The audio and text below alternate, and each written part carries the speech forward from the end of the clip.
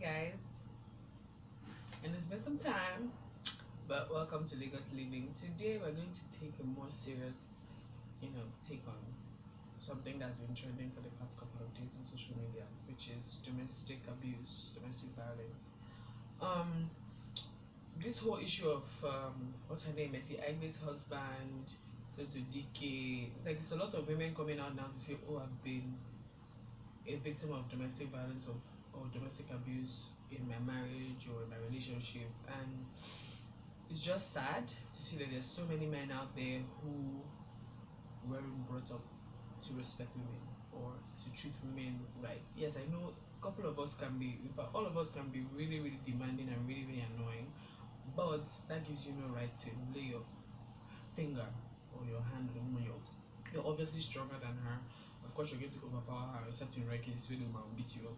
But okay, so like I want to talk about, basically this is just for women who say, "Oh, just walk away," or like, "Why are you still there? You should walk away. You are still sitting down there, and this thing is happening to you."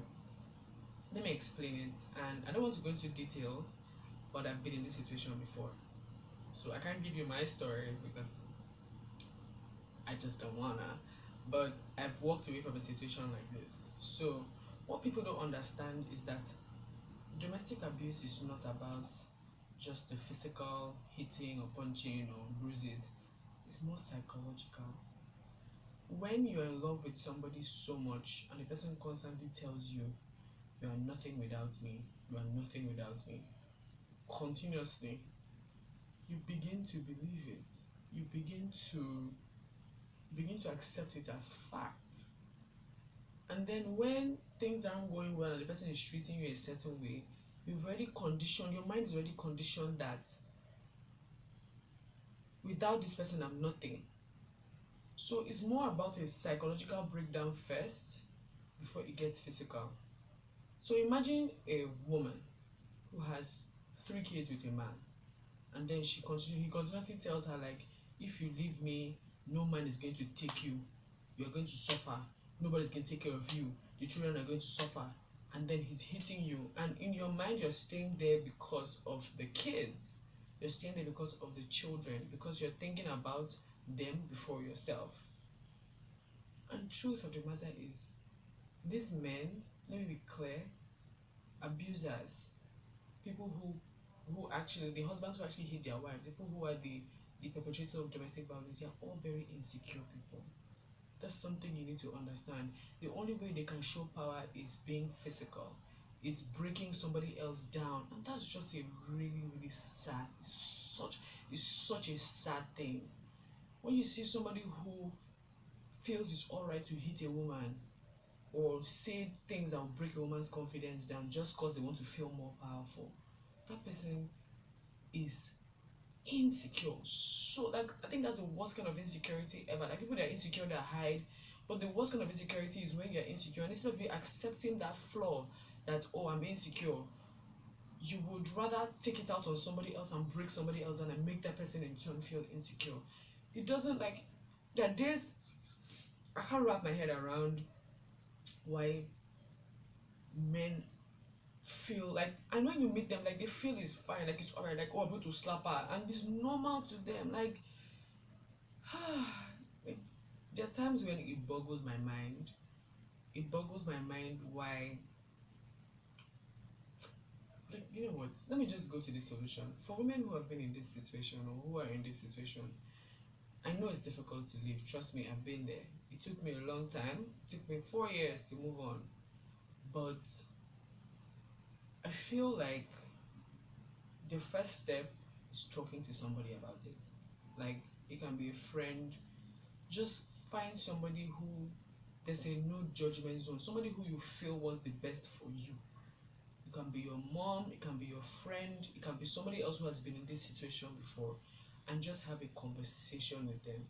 Because if the only thing you constantly hear is, "You're not good enough, you're nothing without me, you're nothing without me," unless you start hearing something else, your mind will be completely conditioned and it will be harder for you to walk away if that's all you have in your head. But in a situation where you have somebody saying, "You're not good enough, you always be nothing without me," and somebody else at the same time is telling you, be it a friend, somebody else is telling you, you know what, why don't you take a step back, you are good enough, you can do this, you are strong enough. Eventually you get tired, or your mind is going to finally open up and you realize that what the other person is telling you about you not being good enough is a lie, and then you have the strength to walk away. But when you're in that situation and you just hide yourself in it and you cover yourself because you don't want the world to judge you, that's the point. Like, you don't know what any other person is going through. For the fact that you feel like somebody else will judge you, this that person's problem, is not your own.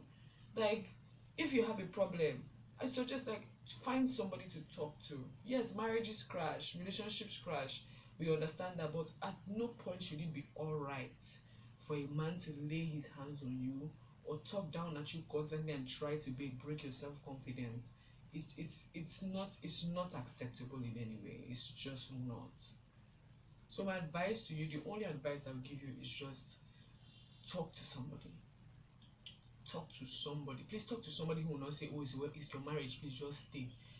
Find somebody who you know is exposed, who has seen the world, somebody who is more mature, but will give you sensible advice.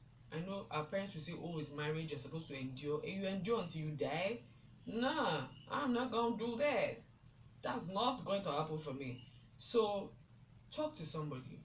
The minute you talk to somebody, you slowly start peeling back those layers of insecurity. Like, find time to do things for yourself, focus on yourself more, build a business, just work. Like, I don't know, I really don't know how to describe it, but I got out of mine because I started meeting people who challenged me. I started meeting people who pushed me to work.